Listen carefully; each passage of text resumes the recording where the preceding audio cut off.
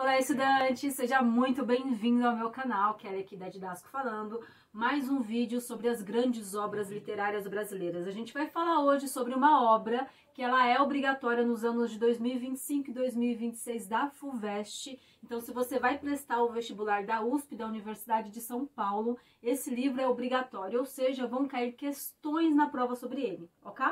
E também ele já foi obra obrigatória da URGS, que é a Universidade Federal do Rio Grande do Sul. Então já deu para entender que é importante, que é um livro que ele é valorizado dentro da literatura. E se ele é valorizado dentro da literatura, além de te ajudar no vestibular, essa aula aqui, você que vai fazer a prova do livro na escola, ou você que vai fazer uma redação e precisa de um livro que seja importante, que vai te dar credibilidade, é aqui mesmo nessa aula.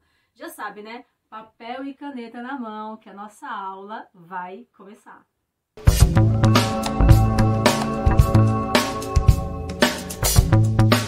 Bom, olha só, eu quero que você saia dessa aula preparado, tá? Você tá entrando aqui, não sei se você já leu o livro ou não, você tá iniciando essa aula sem conhecimento nenhum ou com algum conhecimento base e quer dar uma refrescada na memória, combinado? Você vai sair dessa aula prontíssimo até para explicar para aquele seu amigo. Olha só o meu compromisso com você, hein? Bom, vamos lá. Eu vou dividir a aula em 3 partes, tá? A primeira, eu vou vir com aqueles aspectos que a gente chama aspectos técnicos da literatura. O que é isso, Pro? É o foco narrativo, é o estilo de época, o ano de publicação, qual que é o ano, né? Qual que é o período que a história está retratando, tudo bem?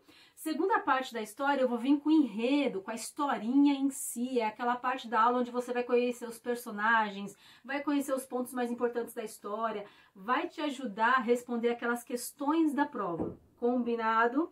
E a última parte da aula é para você que vai elaborar a redação. Você vai entender toda a historinha e depois ainda vou te dar uma dica, olha, esse livro aqui, ele pode te ajudar numa redação sobre minoria social, sobre educação, tecnologia, saúde, enfim, ainda vou dar aquela dica de ouro, combinado?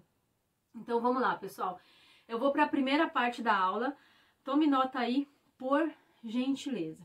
O livro Água Funda, de Ruth Guimarães, inclusive, ela é uma escritora negra, isso aí, afrodescendente, tá? É um dos livros mais importantes da literatura escrito por um negro no Brasil, combinado? Bom, ele foi escrito em 1946 e ele estava retratando, 1946 foi o ano de publicação, tudo bem? E ele retratou o período ali de 1900 até 1930, mais ou menos, falando principalmente desse Brasil rural, desse Brasil que ainda era um pouco exploratório, não era mais escravocrata. A escravidão já havia sido abolida, já havia sido acabada, né, pelo menos na lei. Mas ainda tinha algumas condições de trabalho semelhantes, comparadas, parecidas, análogo à escravidão, tá bom? Então, de 1900 até 1930, mais ou menos, é o tempo ali que se passa a historinha. O narrador é em terceira pessoa e é um narrador onisciente. O que é o narrador onisciente, meu estudante? É aquele que ele faz a análise psicológica, né? É aquele que ele vai te retratando os fatos, ele vai comentando com você um pouquinho sobre os aspectos psicológicos desses personagens, tá? Então, terceira pessoa onisciente. Bom, essa obra é do modernismo brasileiro, mas também, coloca entre parênteses aí, modernismo, realismo fantástico, tá? Por que realismo fantástico? Bom, modernismo porque foi na época do modernismo brasileiro, lembra a Semana da Arte Moderna, enfim. E realismo porque é uma contagem de história, uma narrativa que vai bem no cerne da questão, bem no ponto, sabe? Não tem nenhum ponto, não é uma história muito romântica, não coloca nenhuma cortina rosa sobre essa história, fala a realidade crua e nua como ela é, entende aqui? E fantasiosa porque a gente vai ter alguns aspectos do folclore, das crenças brasileiras, tá bom? E claro, último item aqui da parte técnica, né? Qual que é o local, Pro? Então, a cidade é uma cidade fictícia, tá? Chamado Água Funda, isso aí. Água Funda é como se fosse um interior, então você vai perceber que o aspecto ali é bastante rural. Esse livro, pessoal, ele é contado em prosas, em causos, tá? Tem a primeira e a segunda parte. Bom, acabei essa primeira parte da minha aula, agora eu vou entrar no enredo em si, na história em si, tá bom? Vamos falar aqui de Maria Carolina. Maria Carolina era conhecida como a Sinhá ou Nhá Carolina. Pessoal, nessa época, o termo Sinhá é como se fosse Senhora Carolina, tá? E tem uma abreviatura de Sinhá. Quem ganhava essa nomenclatura, esse pronome de tratamento nesta época? A elite, os grandes proprietários de terra. Então você já entendeu que a Maria Carolina, ou Nhá Carolina, ela vai ser uma grande proprietária rural, ok? Se liga aí, olha só. Ela era casada, ela, né, tinha um marido, tem uma filha. Esse marido dela bebia muito, traía muito ela. Ele faleceu muito cedo e ela ficou cuidando da criança. Tipo, uma história muito... que nunca acontece, né? Nunca acontece no Brasil, nunca acontece em lugar nenhum, né? Enfim, já acontecia nessa época, tá? E aí, pessoal, além de dar conta dessa criança, né? Dar conta dessa família, dar conta dessa fazenda, de administrar esses negócios, ela era uma mulher em 1930. Então, o que era uma mulher administrando uma fazenda, administrando um negócio? Obviamente que ela tinha que ser muito dura, ela tinha que assumir uma outra postura, porque se ela fosse ali, né, com os trejeitos mais femininos, ela não ia dar muito conta do negócio, não ia ser muito respeitada, você entende aqui? Então, ela assumiu uma postura mais dura, mais rígida, tá? Segura essa postura aí.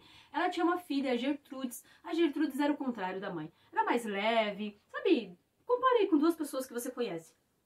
A Gertrudes, a filha da Nhá Carolina, era mais leve, mais solta, mais risonha, mais brincalhona. Ela tinha um apoio emocional nos avós. Sabe quando você, sei lá, tem um pai mais duro e daí a mãe é mais amorosa? Ou o contrário? Ou você tem uns pais muito amorosos e uns avós muito rígidos? Ou o contrário? Então você encontra apoio emocional naquela outra pessoa? É isso que aconteceu com a Gertrudes. Ela encontrou apoio emocional nos avós. Só que acontece, os avós uma hora falecem. Os avós dela faleceram. E agora, como é que fica? Não sei.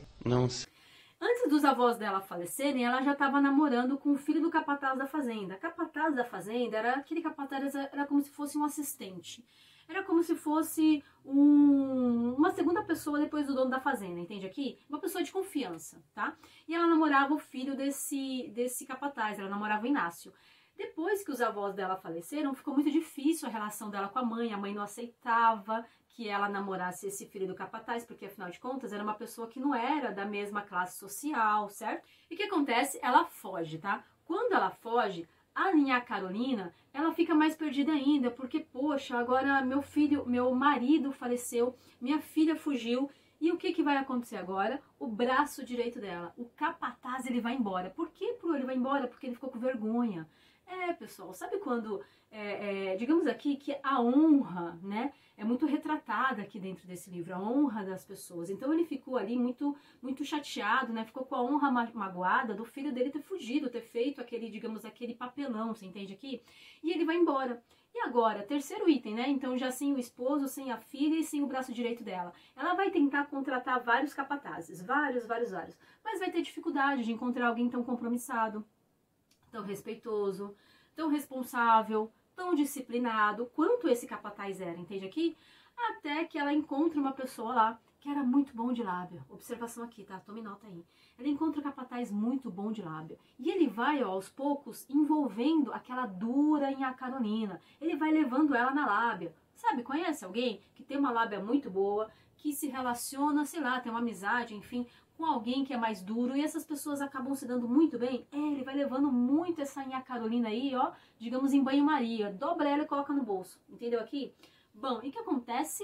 A Nhá Carolina se apaixona por esse capataz, exatamente. Ela se apaixona por ele, casa com ele, exato, coloca todo o dinheiro na mão dele, ele vai administrar, ele administra agora total a fazenda. O que vai acontecer, pessoal? Ela se envolve em dívidas, tá? Ele se envolve em dívidas, na verdade, porque era ele que estava administrando, certo? Ele se envolve em dívidas, e aí nessa dívida toda, ele vai falar assim, ó, não tem jeito não, a gente tem que vender essa fazenda e ir para outro local. Exatamente. Toma nota de um negócio aí, ó. A Nhá Carolina, por esse jeito duro e rígido dela, os empregados, a comunidade não gostava dela, tá? E o que tem que ver a comunidade com ela? Normalmente essas grandes fazendas, elas empregam bastante gente, direta ou indiretamente, entende aqui? Ou o que ela produz, vai vender lá na feira, vai vender lá no comércio, entende? O arroz que ela produz, entende aqui? Então essas pessoas com que ela se relacionava, que era grande parte, vamos lembrar que nesse período, os grandes proprietários territoriais e rurais, eles, digamos ali, que eram um grande polo econômico importante, né, para essa região, certo? Porque o dinheiro que movimentava bastante vinha dessa fazenda, digamos, tá bom? ninguém curtia muito ela não por causa dessa personalidade muito dura, muito rígida dela, muito difícil de lidar, tá bom? Segura isso aí. O que acontece? Ele convence a Nha Carolina de vender tudo, aí quer ir embora de lá, fala, não, não, vamos embora daqui, a gente vai tentar a vida em outro lugar, enfim, vai com ela pra rodoviária, deixa ela esperando lá na rodoviária e fala, ó, eu vou comprar o bilhete, hein? Você me espera aí? Sabe aquela história do pai que foi comprar o cigarro e não volta nunca mais? É mais ou menos isso. Ele saiu pra comprar esse bilhete e não voltou nunca mais, mas nunca mais. Ele saiu com a mala, com dinheiro, você entende aqui? E a Carolina ficou. Aí segura essa história. Ficou abandonada por a história acabou aí? Exatamente, acabou aí. Aí aqui o livro para de falar da Nha Carolina, tá? Ela ficou na miséria total. E aí, o que o livro começa agora? O livro fala de um outro proprietário rural, que foi quem comprou aquele espaço de terra, que é uma personalidade totalmente diferente dela, já é amigo da população, ele já é um jeito mais fácil de lidar, é aquela pessoa mais que tem uma boa oratória, bom negociador, que sabe se relacionar bem com as pessoas, entende? Que sabe ganhar as pessoas no dia a dia, bem educado, né? Trata bem as pessoas. Então o livro também mostra isso pra gente, entende? Aqui, o quanto que é importante a gente avaliar como que a gente se relaciona com as pessoas ao nosso redor. Bom, segura que essa é a primeira parte, aqui acaba a primeira parte. Aí chega uma segunda parte do livro. Essa segunda parte do livro é um outro núcleo. Chega novos personagens, nova história. Então, passa uma linha aí no resumo e vem para a segunda parte. Show? Nessa segunda parte, a gente vai ter a Curiango. A Curiango, ela vai ser uma mocinha que vai se apaixonar pelo Joca. A Curiango casa com esse Joca, vai ter uma filha com ele. O Curiango, o que acontece, pessoal? O Curiango aqui, ele é aquela pessoa mais cética. Sabe aquela pessoa que não acredita em nada, não tem religião nenhuma, não acredita em superstição nenhuma. E a Curiango, ela já é aquela pessoa mais religiosa, mais da fé. Sabe aquela pessoa mais supersticiosa? Conhece alguém aqui? E aí o que acontece nesse embate? Essa população, ela tem uma crença da Mãe de Ouro. O que é essa tal da Mãe de Ouro, Pro? A Mãe de Ouro era uma crença, assim, digamos, de uma entidade que você tinha que rezar para ela, acreditar nela e que ela, digamos, trazia bons agouros, trazia prosperidade, trazia riqueza para essa população, tá bom? E óbvio, quem não acreditava na Mãe de Ouro, ou quem proferia, né, quem falava, não acredito, não tô nem para isso não, trazia, digamos, maus agouros, traziam problemas, traziam crises, tanto para a população quanto para si. E aqui tá o Joca não acreditava. Além de não acreditar, ele falava pros quatro cantos, que nada, você tá orando pra Mãe de Ouro, sai dessa. Ih, mais um aí, gente, tudo isso é bobeira. Nessa, aí segura essa história, tá bom? Aí eu falei que a fazenda da Nha Carolina era o polo econômico daquela região naquela época, certo? Agora, qual vai ser o polo econômico da região aqui? Vai ser uma empresa que ela vai comprar, a gente trata aqui da impessoalidade, entende? Uma coisa é você conhecer o dono da fábrica, o dono, o chefe, o dono direto, tá? Tem mais pessoalidade. Outra coisa é quando você lidar com a empresa. Sabe aquele serviço? Até hoje em dia eu posso fazer uma comparação assim. Um serviço que você adquire, você não consegue falar com a pessoa, você fala com um serviço de atendimento automático, um robô. Era mais ou menos isso se eu comparasse com a época, tá? Você tinha uma empresa e você nunca lidava com o dono direto. Então aqui tá a impessoalidade, combinado? E o que acontece aqui, pessoal? Havia uma exploração muito grande. Mais ou menos assim, ó. Os trabalhadores trabalhavam lá nessa grande fazenda, né, que essa empresa adquiriu, e eles não recebiam em dinheiro, eles recebiam em vale, tá? Essa fazenda, além de ela extrair, de ela plantar, semear, colher, ela tinha as indústrias, tinha os mercados, ou seja, ela industrializava e comercializava. Ela fazia os 3 ciclos, entende? Plantar e colher, industrializar e vender. Aí eu pegava meu valezinho, eu que trabalho lá na fazenda, ia lá, digamos, nesse empório e comprava. Só que os preços do empório era muito caro e era a única opção que eu tinha na região, não tinha outro empório ali. Então eu sempre ficava um mês devendo, tome nota disso. Além de eu ficar devendo, eu tinha que pegar um empréstimo para um banco que também era da mesma empresa. Enfim, estava todo o controle financeiro daquela região na mão dessa empresa. Entende aqui? Bom, e aqui o que o livro está falando pra gente pensar? Da exploração que os grandes monopólios, as grandes oligarquias, as grandes empresas fazem, não é de hoje, é desde aquela época. Combinadinho? Continuando o raciocínio. E aí, vem cá, ó, vamos continuar a história. Joca e Curiango eram pessoas importantes na cidade. Joca, ele vai ser uma pessoa, sabe aquela que é como se fosse o prefeito, o líder da cidade? Ele se relaciona bem com todo mundo. Só nesse se relacionar bem, ele começa a falar para todo mundo, começa a proferir bastante coisa. Tem uma parte no livro que fala mais ou menos assim: você é senhor das suas palavras. As suas palavras formam a sua realidade. Então, quando ele falava isso, ele acabava deixando a mãe de ouro, digamos, chateada com ele, entende aqui? E eu não podia deixar a mãe de ouro chateada porque ela trazia boa prosperidade. Trazia prosperidade, trazia maus agouros, crise. E quando eu deixava ela chateada, vinha crise. Pessoal, assolou uma crise nessa população. Digamos que parou de chover, teve seca, teve estiagem, a colheita diminuiu, a venda diminuiu, os empregos tiveram que diminuir, porque digamos que precisou, um problema leva a outro, entende? Precisou demitir essa população, já faltava emprego, faltava comida, a população estava estressada, teve crise. A Curiango não podia mais, não dava mais para se relacionar com o Joca teve que sair de casa, ele surtava, ele brigava, ele batia, o Joca enlouqueceu, entende aqui? E aí o que acontece? Apareceu a Choquinha. Quem era a Choquinha? Era uma andarilha, uma pessoa que andava, sabe, um morador de rua, uma pessoa em situação de vulnerabilidade social? Ela andava ali naquela região, tá? Ela andava pedindo comida, pedindo roupa, andava maltrapilha, ela morava na rua, tá bom? E olha o plot twist desse livro. Quem é a Choquinha, Pro? Por que ela apareceu agora? A Choquinha, ela era a Sinhá Carolina, que agora não era mais tratada de Sinhá, era de Choquinha, porque ela era como se fosse um choque, ela era uma doida. Você entende aqui? O que o livro nos coloca para repensar? O quanto que ela não administrou bem aquele dinheiro, o quanto que ela foi confiar num capataz que acabou de chegar e ela não confiou na própria filha, ela não fez nada para o capataz, estava querendo sair para o capataz ficar. Lembra aquele de confiança que foi embora porque ficou chateado? Ou seja, ela administrou mal o recurso que ela tinha. E como ela administrou mal o recurso que ela tinha, ela foi do ouro à pobreza. Ela foi do luxo ao lixo em questão de anos. Você entende aqui? Essa era a Choquinha. Pessoal, a história termina mais ou menos assim. A população em crise, a população nessa crença de que não tinha muito o que fazer porque o Joca é que estava provocando toda aquela crise. Você entende aqui a ideia de crença? Né? A população não procurou saber qual que era aquele período de estiagem, não procurou saber, digamos, de questões científicas, né? Quando que acabava aquele período de seca, se podia fazer uma irrigação, se podia ir atrás de uma solução. Acontece muito aqui a questão do determinismo, de quando a gente aceita a realidade tal como ela é, de quando a gente não busca alternativas meio que seja um paliativo, sabe? Quando eu não consigo resolver o problema, mas eu vou achar aqui uma forma de eu sofrer menos com essa realidade, de eu sofrer menos com esse problema, de eu lidar um pouquinho melhor com essa situação. Entende aqui? Entendeu? Tanto que uma das outras falas do livro é mais ou menos assim: Deus sabe o que faz e a gente não sabe o que diz. Você entende? Ele está querendo dizer que tudo aquilo ali era da benevolência de Deus, tá? Beleza, e o que a população faz para, digamos, ter uma condição melhor dentro do que eles conhecem, entende? Tem outra passagem do livro também que exemplifica bem essa questão de determinismo. Fala que assim, a vida passa como uma canoa em água funda. Tipo, passa direto. Sabe, uma canoa em água funda, ela veleja muito bem, porque a água é funda, porque a água movimenta bastante. Não é uma coisa rasa que você não tem como fazer movimento, digamos.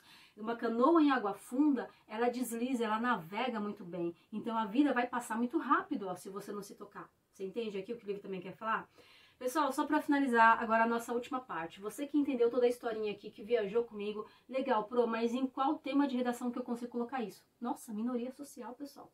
A gente falou de exploração do trabalho, lembra o povo que pegava vale, ficava devendo, não dava para comprar nem comida direito? A gente falou de exploração. A exploração, ela existe no trabalho em diversos vieses, em diversas formas. Nessa forma aqui era porque ele tinha todo o monopólio e controlava aquela cidade, tudo bem?